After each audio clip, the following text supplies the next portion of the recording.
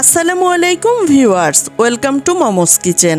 আমার আজকের রেসিপিতে থাকছে সেরা স্বাদের লাউ দিয়ে গরুর মাংস রান্না। যদিও খুবই কমন এবং পুরনো একটি রেসিপি, তারপরেও এটা খেতে কিন্তু দুর্দান্ত লাগে। এই রেসিপিটি রুটি, পরোটা, সাদা ভাত, পোলাও সবকিছুর সাথেই আপনারা পরিবেশন করতে পারেন। শুরুতে আমি কচি ছোট একটি লাউ নিয়ে এটাকে আমি কেটে ধুয়ে পরিষ্কার করে নিয়েছি। আর এখানে নিয়ে নিলাম 1 কেজি পরিমাণ গরুর মাংস। এখানে আমি হাড় চর্বি সহ মাংস নিয়েছি।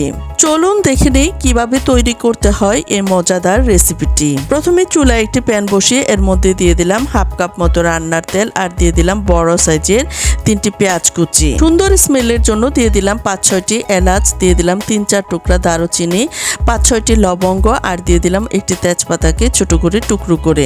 এখন আমি পেঁয়াজের সাথে এই মশলাগুলোকেও ভেজে নিচ্ছি। কিছুক্ষণ ভেজে নেওয়ার পর এখন দিয়ে দিলাম স্বাদ মতো লবণ, 1 টেবিল চামচ পরিমাণ রসুন পেস্ট, আর দিয়ে দিলাম 1.5 টেবিল চামচ পরিমাণ আদা পেস্ট, 1 টেবিল চামচ পরিমাণ জিরা পেস্ট। এই মশলাগুলোকেও কিছুক্ষণ সময়ের জন্য ভেজে নিচ্ছি।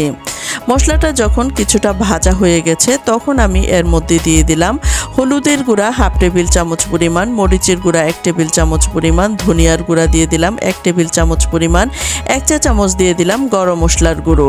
সবগুলো মশলাকে একসাথে মিশিয়ে নিলাম। এখন আমি মশলাটা কষানোর জন্য দিয়ে দিলাম কিছুটা পানি, আর এই পানিটা দিয়ে আমি মশলাটাকে খুব ভালোভাবে কষিয়ে নিচ্ছি। মশলা থেকে যখন তেলটা ভেসে উঠেছে তখন আমি এর মধ্যে দিয়ে দিলাম 2টো টমেটো কুচি, আর দিয়ে দিচ্ছি আগে থেকে ধুয়ে পরিষ্কার করে রাখা মাংসগুলো দিয়ে আমি মশলার সাথে খুব ভালোভাবে মিশিয়ে নিচ্ছি। মশলার সাথে মেশানো হয়ে গেলে এখন আমি মাংসটাকে কষিয়ে নেওয়ার জন্য ঢাকনা দিয়ে ঢেকে প্রায় 10 থেকে 12 মিনিট সময়ের মতো রান্না করে নিলাম। আর দেখুন এর মধ্যে যথেষ্ট পরিমাণ পানিও উঠে গেছে।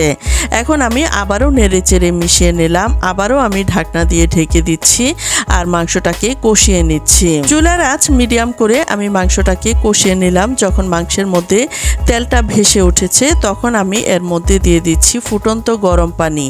আবারও আমি ঢাকনা দিয়ে ঢেকে মাংসটাকে 50%-এর মতো রান্না করে নিচ্ছি। চুলার আঁচটা মিডিয়াম থেকেও আরেকটু কমিয়ে যখন মাংসটা ঝোলটা কমে একদম মাখো মাখো হয়ে যাবে তখন আমি আগে থেকে যে লাউটাকে কেটে রেখেছিলাম সেটা এর মধ্যে দিয়ে দিচ্ছি। লাউগুলো দিয়ে মাংসের সাথে নেড়েচেড়ে মিশিয়ে নিচ্ছি। লাউ দিয়ে মাংস রান্নার ক্ষেত্রে হাড় চর্বি সহ মাংস নিলেই এই রান্নাটা খেতে বেশি সুস্বাদু হয়।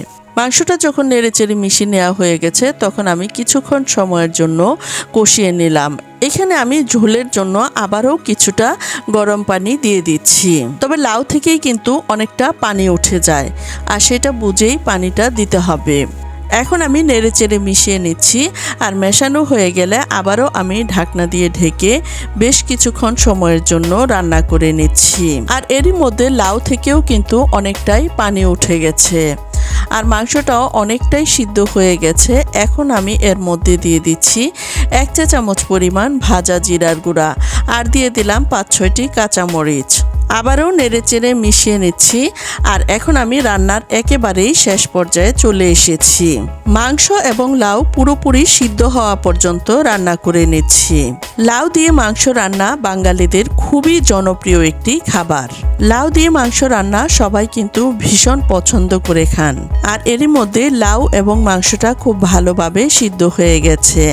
এখন আমি এর মধ্যে কিছুটা ধনিয়া পাতা দিয়ে চুলার জাল বন্ধ করে দিচ্ছি।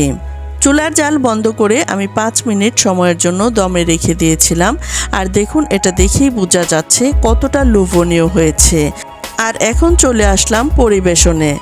মাশাআল্লাহ, লাউ দিয়ে গরুর মাংস রান্নার এই রেসিপিটি দেখতে যেমন সুন্দর হয়েছে, খেতেও কিন্তু দুর্দান্ত হয়েছে। দেখুন এক টুকরা মাংসকে আমি ভেঙে দেখাচ্ছি এটা কতটা সিদ্ধ হয়েছে।